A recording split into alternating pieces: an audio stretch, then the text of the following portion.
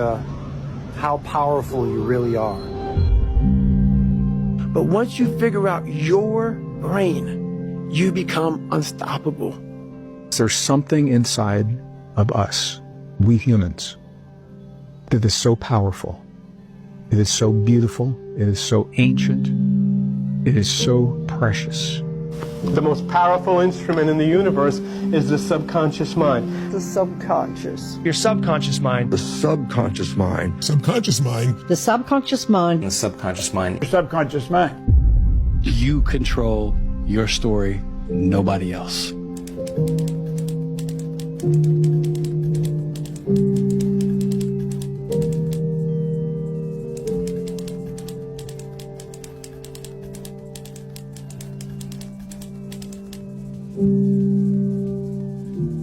Your subconscious mind is marvelous, but what it does is it only thrives on goals that you pronounce in the now, in the present tense. And so you now have a dynamism in your brain where your brain knows that you're only earning this amount of money, but now you're saying, but I earn this amount of money. Your brain knows that you're not a millionaire, but now you're saying, I am a millionaire. And so your brain goes to work to close this gap between where you are and where you want to be. And your brain starts to work 24 hours a day. And it works and it gives you ideas.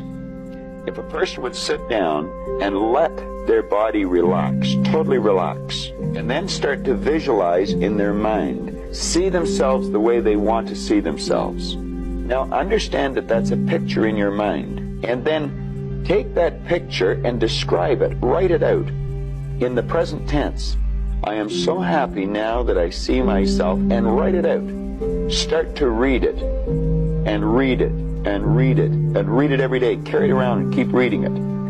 The one point that all the great teachers all down through history have all agreed on, they've been in complete unanimous agreement on it, we become what we think about. Now it may be fantasy at first, it might even appear to us as being a lie, but if you read it often enough, you'll start to believe it. And when William James said, believe and your belief will create the fact, you will see the person's personality change. The door between the conscious mind and the subconscious mind opens up as we get beyond our analytical mind. And our analytical mind is actually what separates the conscious mind from the subconscious mind. So as you slow your brain waves down, you get into alpha, you're entering the operating system.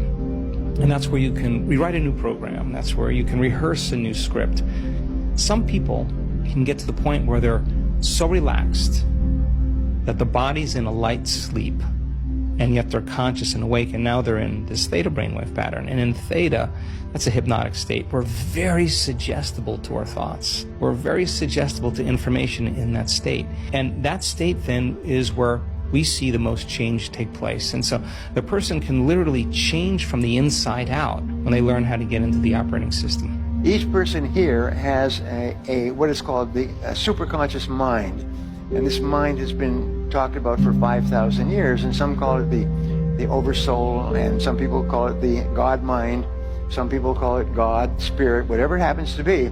But there's this incredible power in the universe that you can tap into. You could just reach into it by simply writing down a goal clearly on a piece of paper, and then this mind goes to work 24 hours a day to bring it into your life. Your brain's amazing. Once you feed it the right conversation, the right mental nutrients, the right mental supplements, the right internal dialogue at the right time, with the right hit, with the right proof of what you've done in the past, and you send that right to the right circuit, dude, you're a beast. A beast. The secret of the ages. What is the secret of the ages? The secret of the ages that you have the power to do more than you can ever begin to imagine. Don't underestimate yourself. You don't know enough about yourself to become a cynic. And so you've got to challenge yourself to access that power that you have within you. You're more than a conqueror. Your mind is everything.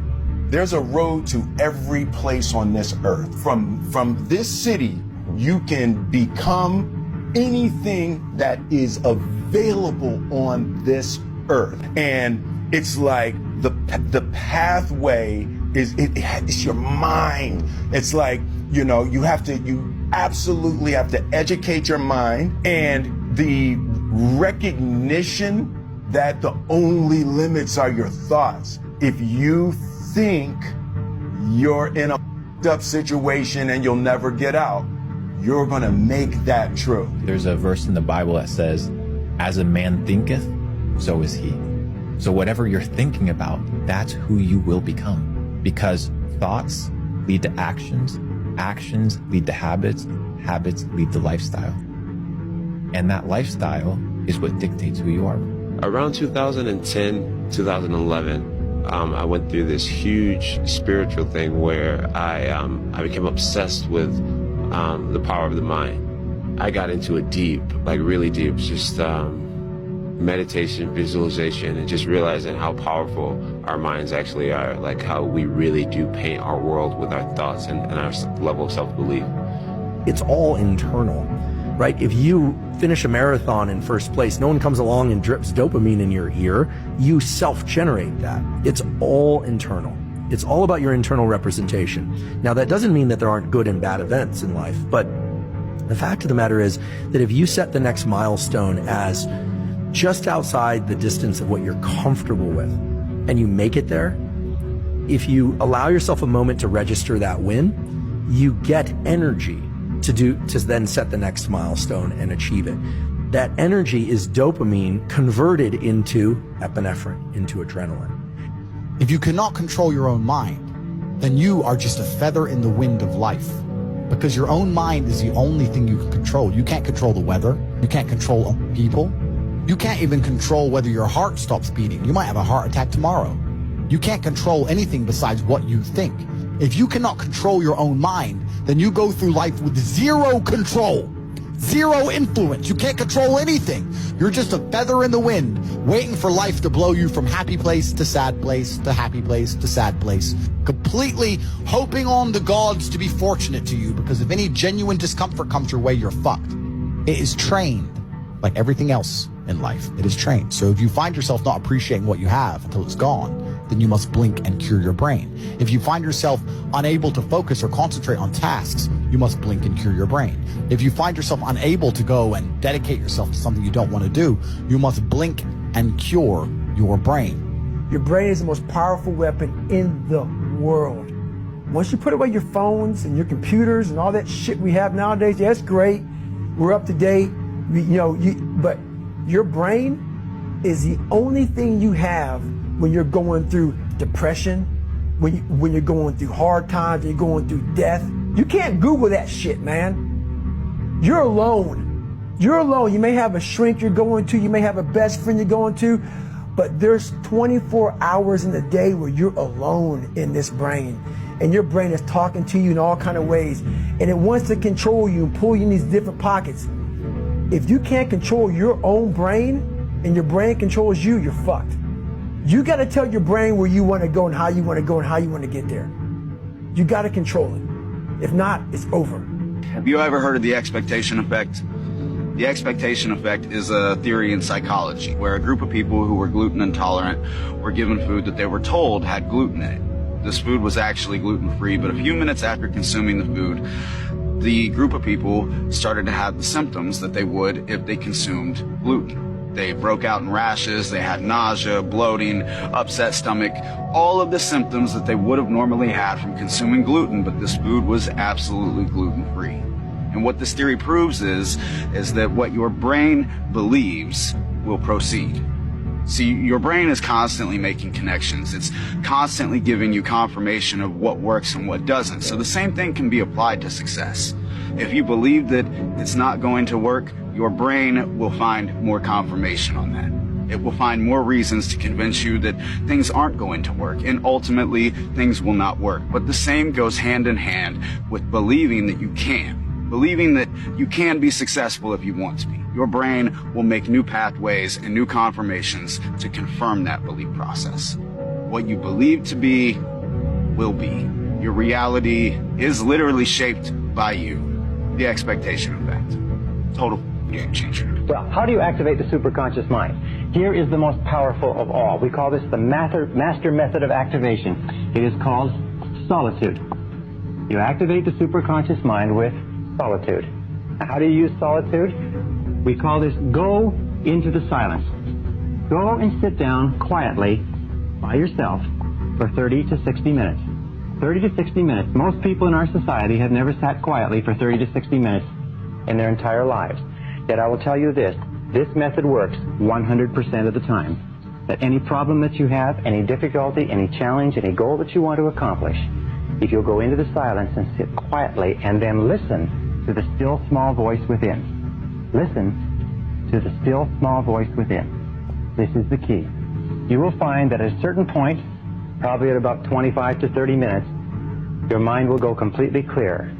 And then a flow of ideas will start to flow into your mind. You'll feel energy welling up inside you. And at a precise moment, as you sit there in complete silence, no cigarettes, no coffee, no music, nothing, just complete silence, at a particular moment, your mind will go clear and wham, exactly the answer you need will come at exactly the right time. And if you will get up and go and carry out that answer, it will turn out to be exactly perfect. What would you say then is the most powerful law of the universe to support individuals in creating the reality of their dreams? And it is I am. So just the words I am. So Neville Goddard, way back when, he found in the Bible this saying, I am that I am, right? And if you've ever listened to Deepak Chopra, he talks about I am. A lot of religion, Buddhist, Vedic, all sorts of different philosophies about I am. But it is the spell that is cast that will manifest. If it's I am bad, you guaranteed what you will get. If you can start to say I am and listening to you, the words that you use and starting to feel, I am is the creation. It is the thought that the universe is experiencing itself through us. And therefore, when we say I am, we create.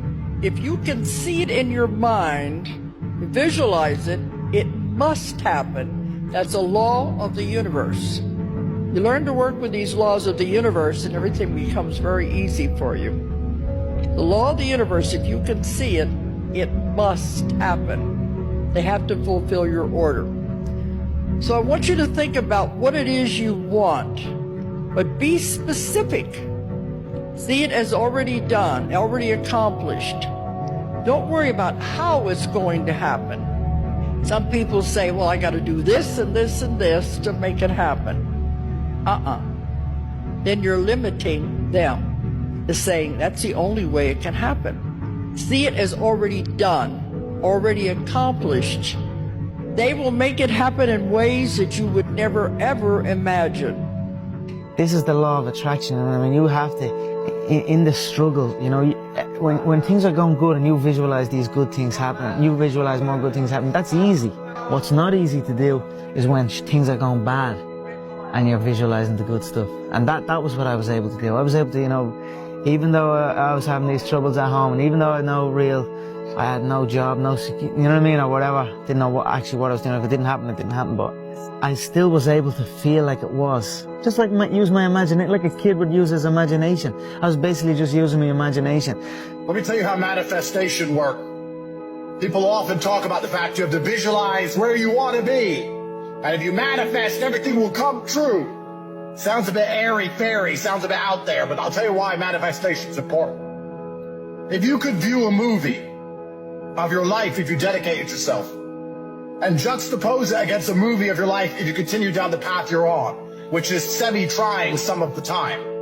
If you could watch a Hollywood blockbuster of how fantastic your life would be, you would then dedicate yourself, because you would see with your own eyes, you would feel it, it would elicit the emotion out of you. You would never lack motivation ever again, because you'd watch and see how fantastic and good your life should be. You have to imagine it so viscerally that you want it. You have to imagine the steak with such detail that you literally want to eat it so bad that you never lack motivation again. You need to imagine the yachts, imagine all the beautiful women, imagine taking care of your parents, imagine the cars, imagine the private jets. You need to imagine it all. Not because it makes it all magically appear, but because it engraves in your mind how important it is that you get these things and you never lack motivation or dedication ever again. That's how manifestation works. You need to watch the movie of your future success in your mind. Whenever you wake up in the morning, today is going to be a great day.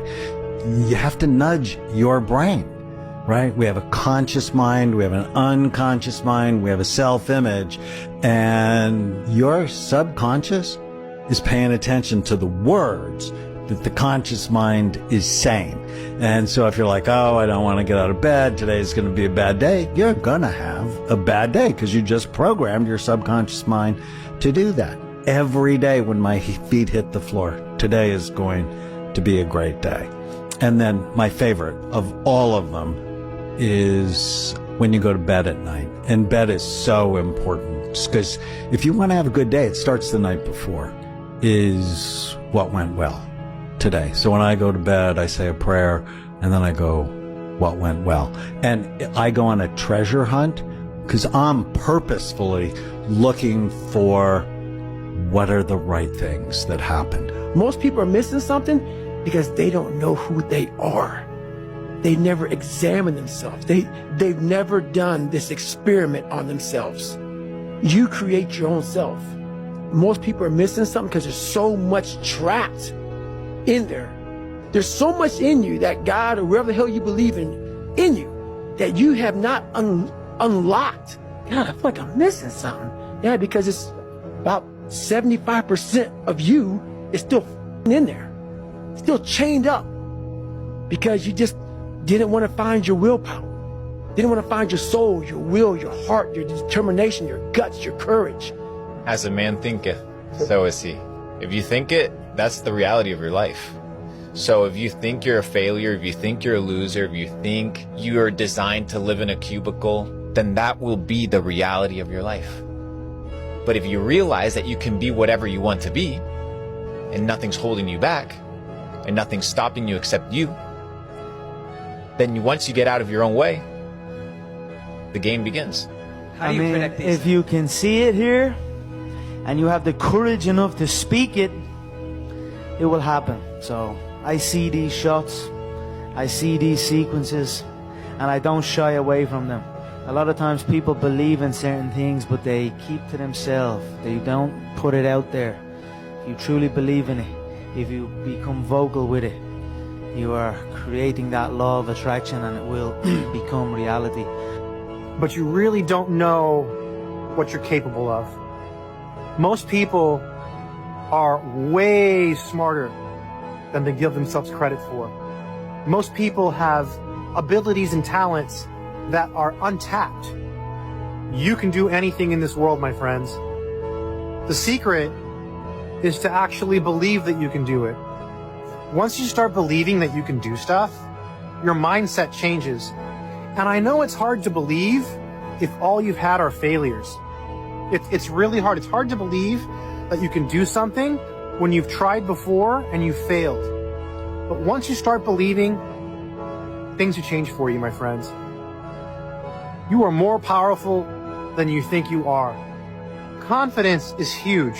It is like, it's almost more important than intelligence. If you believe that you can learn, even if you're not that naturally gifted, it's like a switch goes off in your mind and it just makes it easier to absorb things. Having a positive attitude in life towards everything, not just learning, makes a huge difference, my friends. Stay strong.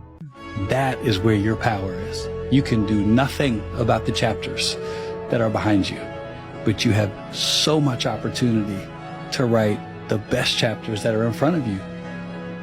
The revelation is, I control my pen. I am the greatest narrator of my life. I will control the narrative and the commentary about who I am. People can make of it what they will, but I'm in control. So if you don't like the stories and the chapters that have preceded whatever you're dealing with right now, what a great day to maybe start that first sentence of what your new chapter is going to look like. You control that. Nobody else. Nobody else can do it for you. Nobody else can write it for you. People can encourage you, but at some point you got to pick up the pen of ownership and say, this is me. This is my life. This is who I want to be. Who might you become if you invested in that person? Don't ever let somebody tell you you can't do something. Not even me. You got a dream, you got to protect it. People can't do something themselves. They want to tell you you can't do it. You want something, go get it. period.